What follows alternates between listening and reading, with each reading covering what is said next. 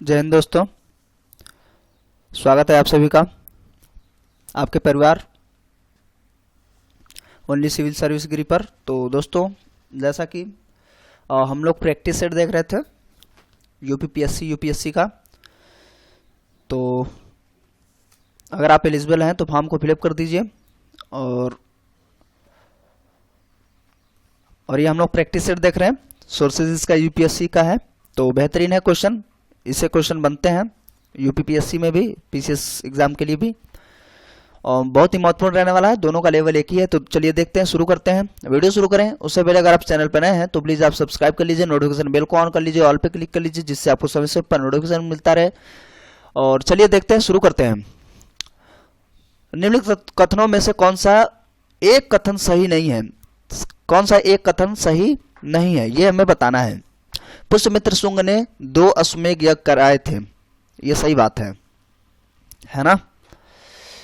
तो नेक्स्ट, पतंजलि पुष्यमित्र के यज्ञ के पुरोहित थे, ये भी सही है। बाणभट्ट ने पुष्यमित्र शुंग को आर्य कहा, और बाणभट्ट ने पुष्य नहीं, ये गलत बात है, आर्य नहीं कहा था, अनार्य कहा था। ठीक है, बाणभट्ट ने इनकी जो रचना है हर्षचरित्र, ठीक है, उसमें कहा था अनार्य, उसको पुष्यमित्र शुंग को कहा था अनार्य। तो करेक्ट आंसर हमारा गलत वाला ही ढूंढना था, तो यही हो जाएगा। फिलहाल आगे वाला भी देख लेते हैं। भरोत स्तूप बनाने का श्रेय पुष्यमित्र शुंग को दिया जाता है, ये भी सही है। तो कुल मिला के हमें गलत वाला चुनना था, गलत वाला सी आंसर हो जाएगा। चलिए नेक्स्ट, दूसरा क्वेश्चन है ये। चेदी वंश से संबंधित निम्न कथनों पर विचार करेंगे। चेदी वंश का संस्थापक, इसमें देख लेते हैं, सही पूछ रहा है। ठीक है, चेदी वंश का संस्थापक महामेघवाहन को माना जाता है। किसको? महामेघवाहन को। चेदी शासक खारवेल मगध के शासक बृहस्पति मित्र के विरुद्ध अभियान कर जैन तीर्थंकर शीतलनाथ की मूर्ति को मगध से लाने में सफलता प्राप्त की थी, ये भी सही है। अभिलेखों में खारवेल को राजश्री कहा गया है, ये भी सही है। तो चेदी वंश से संबंधित तीनों ऑप्शन कथन सही है, तो ऑप्शन नंबर डी हमारा करेक्ट आंसर हो जाएगा। नेक्स्ट देखते हैं, तीसरा क्वेश्चन। सातवाहन वंश से संबंध में निम्नलिखित कथनों पर विचार कीजिए एवं असत्य कथन का चयन करेंगे। इसमें एक कोई गलत है। सातवाहन वंश ने 2री शताब्दी ईसा पूर्व पूना से तटीय आंध्र प्रदेश तक शासन किया था। तो सातवाहनों के लिए हमें गलत कथन चुनना है, तो सही बात है। ठीक है, 2री शताब्दी में, और 2री शताब्दी होने का मतलब यही 100-200 के ईसा पूर्व के आसपास की बात है ना। उसके बाद सातवाहन द्वारा जारी किए गए सिक्के 2 भाषाओं में पाए गए हैं, 2 भाषाओं में पाए गए हैं। चलिए नेक्स्ट, सातवाहन शासकों ने बौद्ध धर्म को संरक्षण प्रदान किया, ये गलत है। सातवाहन शासकों ने वैदिक धर्म को संरक्षण प्रदान किया था। ठीक है, वैदिक धर्म। लेकिन हाँ, ये जब महिलाएं हैं सातवाहन में महिलाएं जो थीं, उन्होंने बौद्ध धर्म को संरक्षण दिया था। लेकिन जो भी पुरुष थे, सातवाहन शासक थे, वो वैदिक धर्म को संरक्षण प्रदान किए थे। तो करेक्ट आंसर यही होगा, क्योंकि यही है गलत। सातकर्णी पहला सातवाहन शासक था जिसने सिक्कों पर राजाओं के सिर को अंकित करने की प्रथा प्रारंभ की थी, ये भी सही बात है। तो ऐसे बहुत सारे इसमें आपको मिल जाएंगे, जैसे शीशे का सिक्का है ना, गौतमीपुत्र सातकर्णी, एन श्री सातकर्णी का तो जलपोत वगैरह भी पूछा जाता है ना। तो ये सब चीजें हैं। बाकी और नेक्स्ट देखते हैं हम लोग। शक शासक रुद्रदामन प्रथम के संबंध में निम्न कथनों, ये चौथा होना चाहिए, निम्न कथनों में से कौन सा कथन सही नहीं है, ये भी नहीं चुनना है। इसका साम्राज्य सिंध से नर्मदा घाटी तक विस्तृत था तथा रुद्रदामन की बात हो रही है शकों में, है ना, और सबसे प्रतापी राजा यही था, रुद्रदामन ही। और जो इसका टाइम पीरियड था 130 ईस्वी से लेकर के 150 ईस्वी तक, इस टाइम पीरियड में ये रहा था। फिलहाल क्या था, उसका साम्राज्य सिंध से नर्मदा घाटी तक विस्तृत था तथा इसमें काठियावाड़ एवं कोंकण भी शामिल था। ठीक है, इसका बिंबिसार द्वारा बनवाई गई सुदर्शन झील पर अधिकार नहीं था।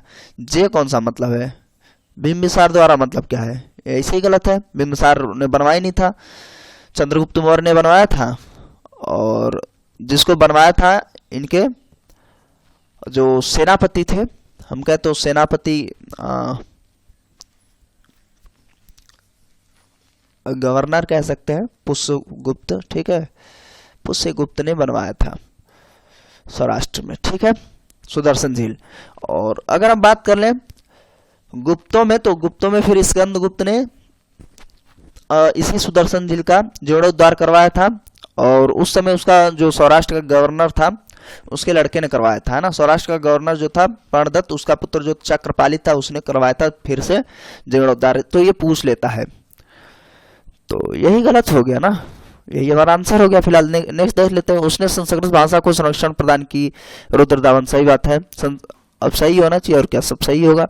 संस्कृत अभिलेख जारी करने वाला पहला शासक था, संस्कृत अभिलेख जारी करने वाला पहला शासक था।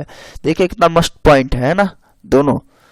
उसने संस्कृत भाषा को संरक्षण प्रदान किया, संस्कृत अभिलेख जारी करने वाला पहला शासक था।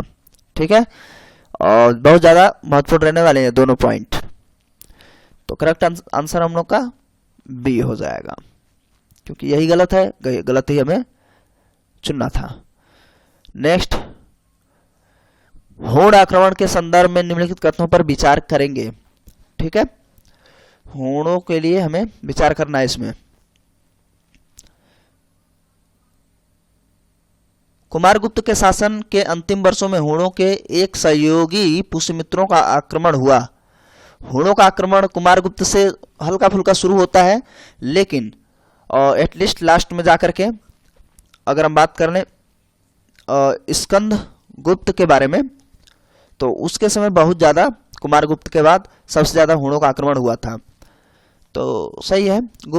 बुद्धगुप्त की मृत्यु के बाद अंतर्विरोध के कारण साम्राज्य टुकड़ों में बंट गया था, हूणों का पुनः आक्रमण हो गया। ये भी सही है, बुद्धगुप्त वाला मामला। तो दोनों सही है और क्या, करेक्ट आंसर सी नंबर हो जाएगा, सही पूछ रहा था। चलिए नेक्स्ट, गुप्त काल से संबंधित निम्न कथनों पर विचार करें। गुप्त काल में विकेंद्रीकरण की प्रवृत्ति व्यापार वाणिज्य में गिरावट का संकेत देती है। इसमें क्या, इसमें भी सही कथन ही हमें चुनना है। तो विकेंद्रीकरण हो रहा था, सही बात है। तो करेक्ट आंसर पहला हो जाता है, अभी करेक्ट आंसर नहीं है, देखते हैं आगे भी। गुप्त काल में जिस क्षेत्र से होकर सेना जाती थी वहां के लोगों को इसे एक प्रकार का कर देना पड़ता था जिसे सेना भक्त कहते थे। ये भी सही है ना। इसके अतिरिक्त बहुत सारे कर थे उन लोगों के, है ना। घाट ऐसे करके बहुत सारे कर थे, चोरी वगैरह डकैती से बचाने के लिए भी कर था, तो बेरोजगारी के लिए भी कर था, बहुत सारे कर थे। चलिए हम लोग का क्या हो जाएगा, दोनों सही है, तो दोनों करेक्ट आंसर हो जाएगा। ठीक है, तो नेक्स्ट देख लेते हैं।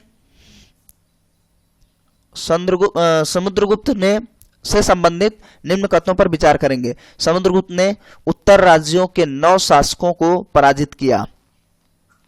सही। समुद्रगुप्त ने दक्षिणापथ के 12 राज्यों पर विजय प्राप्त कर उन्हें स्वतंत्र किया और फिर से उन्हें राजा बनाया। ये भी सही है।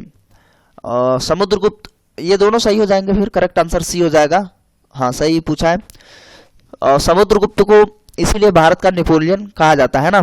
और ये युद्ध के जो है 5 चरणों में युद्ध किया था। ठीक है, युद्धों का जो चरण अगर पूछ ले कितने चरणों में युद्ध किया था, तो 5 चरणों में। और इसमें इसे भारत का नेपोलियन इसलिए कहा जाता है क्योंकि ये युद्ध वगैरह हारा नहीं था, बिल्कुल बहुत सारे युद्ध किए थे और उदार भी था। नेक्स्ट, गुप्त प्रशासन से संबंधित निम्नलिखित कथनों पर विचार करें। ठीक, तो इसमें भी सही पूछ रहा है, तो देखते हैं। गुप्त शासक साम्राज्यवादी थे तथा उनका केंद्रीय नियंत्रण जो किसी भी साम्राज्य के अनिवार्य तत्व हैं, मौर्यों से भी कठोर। अभी देखिए विकेंद्रीकरण था, लेकिन ये मौर्यों से कठोर नहीं था, इनका मामला गड़बड़ हो गया था, केंद्रीकरण नहीं विकेंद्रीकरण होने लगा था, इसीलिए ये समाप्त होने लगे धीरे धीरे। ठीक है, तो ये पहला ही गलत हो गया। ठीक, सामंतों को व्यापारियों तथा शिल्पियों के संघ एवं अन्य सामुदायिक संस्थाओं के साथ सत्ता में भागीदारी बढ़ाया जाता था। पुरोहितों और प्रशासकों को क्षेत्र विशेष में ग्राम अनुदान के द्वारा कर ग्रहण और शासन करने की रियायत दी जाती थी, जिससे सामंत तंत्र को बल मिला, और इसीलिए ये विकेंद्रीकरण का ही ये हिस्सा है। तो करेक्ट आंसर हमारा डी हो जाएगा, क्योंकि इसमें 2 और 3 सही हैं। इनका जो शासन है ना, वो शासन का जो केंद्रीकरण नियंत्रण था वो मौर्यों से अच्छा थोड़ी था, इसलिए धीरे धीरे निबड़ते चले गए, विकेंद्रीकरण होने लगा था। तो करेक्ट आंसर हमारा डी हो जाएगा। और अब देखते हैं हम लोग नेक्स्ट 9वां क्वेश्चन। गुप्त काल से संबंधित निम्न कथनों पर विचार करें। गुप्त काल में जनजातीय तत्वों के प्रभाव स्वरूप भक्ति की अवधारणा को प्रोत्साहन मिल रहा था। तो सही है ना। विष्णु के अवतारों में आर्य देवताओं के साथ साथ गैर आर्य देवताओं को भी शामिल किया गया, ये भी सही है। उससे पहले आर्य ही हुआ करते थे। चंद्रगुप्त द्वितीय का मथुरा अभिलेख लकुलिस, ये वाला ध्यान रखिए, सही है। लकुलिस के पशुपति मत पर प्रकाश डालता है। करेक्ट आंसर है। चंद्रगुप्त द्वितीय की बात हो रही, विक्रमादित्य की बात हो रही है। ठीक है, उसके बाद नेक्स्ट, स्कंदगुप्त एवं कुमारगुप्त ने लिंग पूजा को प्रश्रय नहीं, ये नहीं, ये गलत हो गया, नहीं की वजह से गलत हो गया। दिया था उन लोगों ने, है ना, प्रश्रय दिया था, जिसका वर्णन महाभारत के अनुशासन पर्व में है। यानी कि लिंग पूजा को प्रश्रय इन्होंने दिया हुआ था। तो करेक्ट आंसर हमारा क्या होगा, इसमें सही पूछा था तो चौथा वाला गलत है, तो 1 2 3 करेक्ट आंसर ए हो जाएगा। और नेक्स्ट और लास्ट क्वेश्चन 10वां इस सेट का, पृथ्वीराज चौहान से संबंधित निम्न कथनों पर विचार करेंगे। पृथ्वीराज चौहान को राय पिथौरा भी कहा जाता है, बिल्कुल सत्य वचन। पृथ्वीराज चौहान एवं मोहम्मद गौरी के बीच युद्ध का वर्णन अलबरूनी ने नहीं किया था। हम कहें तो चंद्रबरदाई थे, चंद्रबरदाई की रचना है पृथ्वीराज रासो, उसमें सारा वर्णन मिलता है। ठीक है,